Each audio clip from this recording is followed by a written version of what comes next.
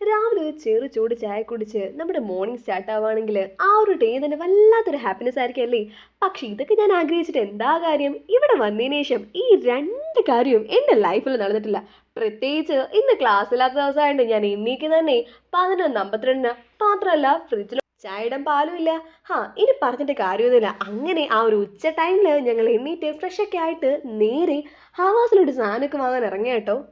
അരിയും പാലും ഒക്കെ വാങ്ങാനായി ഇറങ്ങിയെങ്കിലും ഞങ്ങൾ നേരെ പോകുന്നത് ഒരു കേക്ക് ഷോപ്പിലോട്ടാണ്. എൻ്റെ ഫ്രണ്ട് ആണെങ്കിൽ അത്യാവശ്യം ഒരു സ്വീറ്റ് അഡിക്റ്റ് ആണ് കേട്ടോ. അപ്പോൾ അവൾക്ക് കേക്ക് കഴിക്കാനൊരു ആഗ്രഹം. അങ്ങനെ ആ ഒരു കേക്ക് ഷോപ്പിൽ നിന്ന് ഒരു ചെറിയൊരു കേക്കൊക്കെ വാങ്ങി അടുത്തുള്ള കോൾഗേറ്റ് മാർക്കറ്റിൽ ബ്രെഡ് വാങ്ങാൻ വേണ്ടി കയറിയേക്കാണ്. ഞങ്ങളുടെ ബ്രേക്ക്ഫാസ്റ്റ് ഡിന്നറൊക്കെ ബ്രെഡ് സ്പ്രെഡൊക്കെ ആണ് കേട്ടോ.